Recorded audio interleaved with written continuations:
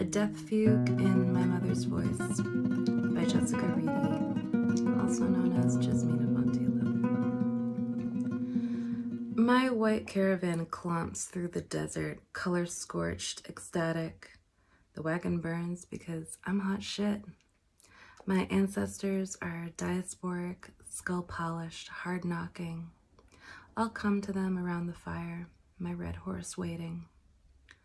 I had nightmares of molars rolling over floorboards, freed from their skeleton shelves, leaping like lentils in a rattle. German-Gypsy, handful of teeth. I used to be a beauty queen. Bitch, call me Romani. Hunger was unkind to me, a family legacy.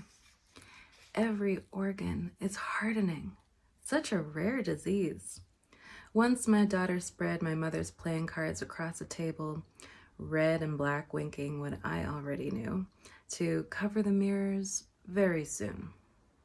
Mama, do you have anything to ask the cards? Yeah, what the fuck? I never told fortunes like her or my mother. Damn it, I was an aerobics instructor, horse trainer, dog groomer. I kept accounts. I was a shop clerk, legs sales girl, bodybuilder, perfect score, GED when I was 30. I could have kept going. Something stopped me. My skin thickened over. My little wagon's architecture. But notice how a scorpion molts, violently leaving itself undone. I opened the caravan door, blessed above with a horseshoe and bells. I invite the soot of evening to cover throw pillows and scar tissue, to smother me good like a measured father. Devla. My white father pedaled me while my gypsy mother froze like a fawn in the light of a new country, a new language. She leaned into horror, weaned on the Nazi regime, fresh off the boat into the arms of her own private tyrant. Horse-drawn teacups shudder, all porcelain and wet leaves clattering down my calcified lungs as I breathe and breathe. I used to stand on my red horse's back as she galloped, our hair braided.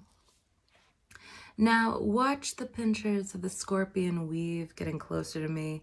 That's a boxer I would bet on. And who can forget the sting? I'm looking for death, the beautiful woman who will stop my wagon and take me where dunes open to reveal a compressed gem of endings, where sand closes over my head as I look up at the night's body. The moon is a tendon rod joint for me to scream at. Once I loved her and spoke only soft words. Lachi, Lachi, goddess of the good. I'm entitled to my anger and my angels. When scorpions crack from their backs, rise between my busted spokes, they are, for 3 days, delicate. I have always been so delicate, and no one has treated me that way. I am transforming, spitting up the black shell. I am playing with my medication. I am bored of this business of sickening.